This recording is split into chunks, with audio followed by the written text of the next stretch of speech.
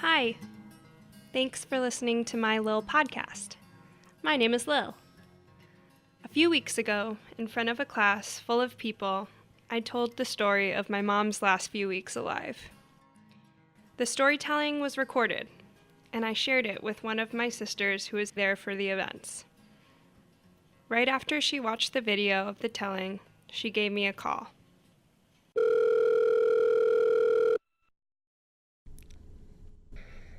Hi, Dita. Hi.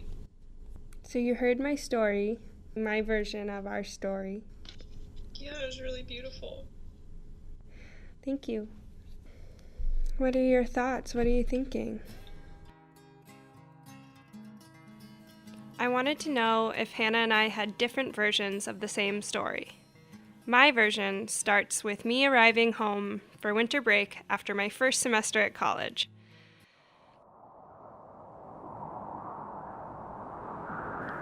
As my dad drove me home from the train station, a blizzard roared around us, and the snow forced us to creep along the back roads.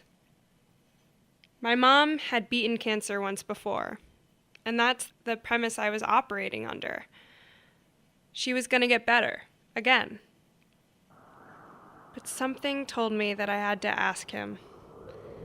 It could have been the ominous storm, the quiet inside the car, or a look in his eye. But I asked him if Mom was dying. He didn't say yes, but he didn't say no. So I knew. That Christmas was a weird one.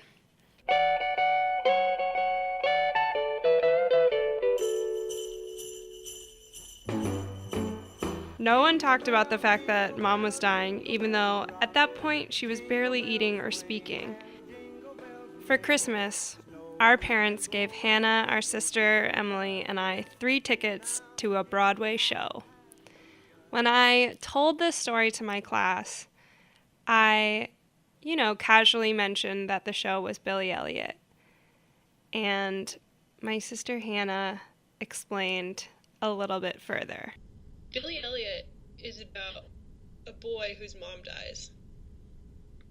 And that is a main... That's like the main storyline. I is like blocked that shit out. It's like Billy Elliot discovering who he is, coming out of his grief after the death of his mother. Oh my god. During some historically important time of England. It's embarrassing, I don't remember. Anyway, I remember being like, oh my god, I cannot believe that we are watching a musical about this. And I cannot believe our parents sent us to see this musical.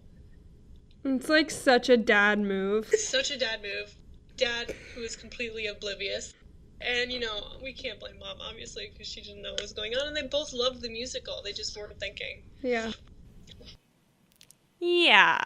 So, I guess I was a little too traumatized to remember that pretty significant point. In my mind, we tried to enjoy the show until our oldest sister, Emily, got a text message and told us not to worry about it, despite tears on her face, which obviously made me worry. Though we remember the general content of that text message the same, Hannah remembers the timing a little differently. I remember after the show was over, going outside, and we were standing right under the marquee. It was really bright. Mm-hmm. And, it was like the loudness after a show gets out. And so it felt strange to be standing there, but Emily was standing, like, sort of right in front of the doors, and she was looking at her phone, which was, like, a pink BlackBerry or something like that. And, she was looking at it and not looking at us, and said, "We need to go home." And something along the lines of, "Mom is going to die."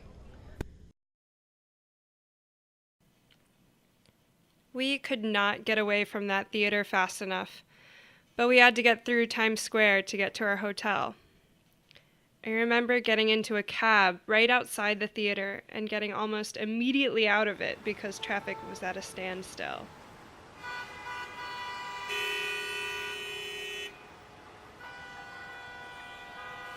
That left us with nothing but our sad feet and one another to get through Times Square.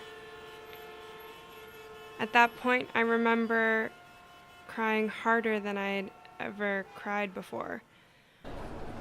There were thousands of people around us, and I was wailing, bawling, screaming at the thought of potentially not getting to say goodbye to my mom. We pushed our way through the hordes, and I almost pushed my way into a head-on collision with a cab, but one of my sisters grabbed me first. Then we just held each other in the middle of Times Square, the busiest place in America, not caring who saw or whose way we were blocking. I do remember the walk back.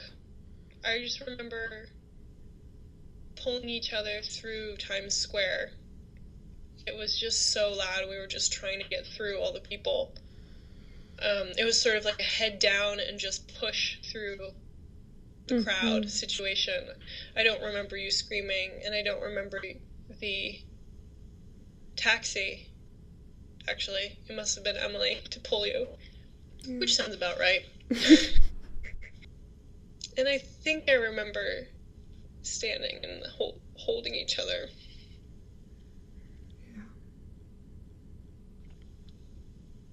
I think I remember that. This all happened basically 2 weeks after my conversation with my dad in the snowstorm. In that time, I never talked to my sisters about the fact that I now knew that Mom was gonna die soon. But we were all together when Hannah realized. It was right before the show. I wondered if you intentionally left out talking in the hotel before the show. Do you remember that? I remember talking after the show. Interesting. I wonder if we remember the same conversation taking place at different times. I don't know. But we were talking. I remember I was sitting in the bed and you and Emily were sitting on the floor, like next to this bench, this like sort of the seat that we had pulled out and like had like a little table. And I don't know how it came up. I mean, obviously it was something we were thinking about. But you and Em were basically like, Mom is gonna die. And that was the first time I came out of denial. I was the last one. And I was very late to realize it. And you told me and Emily about your conversation with Dad in the snowstorm. Mm-hmm. And I remember thinking, wow, like, how could Lily just, like, ask him? And this was, like, a week or two ago. And I was like, like, so long ago. Like, 2 weeks ago, or, you know. I was like, wow, Emily's been in the know for so long. And I think Emily also had a similar conversation with Dad. And I think Emily told us that she had heard from Dad that Mom and Dad were told by the doctors that, like, in August, so like 4 or 5 months prior, that she should get her affairs in order. I vaguely remember that too. I remember, I think that we were together and we cried about this before the show. Because it was like, and I think it was before because I feel like it was my own independent realization that Mom was gonna die, and not the, like, really, like, crushing, overwhelming overstimulated experience of after the show and walking back.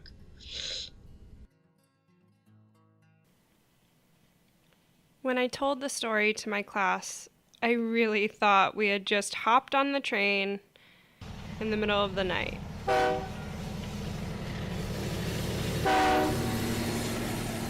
We didn't take a midnight train back, though. In my brain, we did. Yeah, we didn't. We decided to stay the night, because I remember riding the train the next morning. It was just a normal train. It was just an Amtrak train. And it was a beautiful day, and I remember looking around the train and being like, this is crazy. There are just people sitting, reading newspapers. And, doing what you do in a train. And we were like, well, just trying to get home to our dying mom. Yeah. And none of us cried on the train, I think. I remember. We just sort of were going home. Or I didn't, maybe. And I think I remember that because I remember being like, what, how am I keeping it together right now? Yeah. But just sort of yielding to the feeling powerless in the situation. Yeah. When you're about to lose your mom, you it's easy to forget that you still need to do these logistical things like take trains home and right. coordinate transportation. Yeah.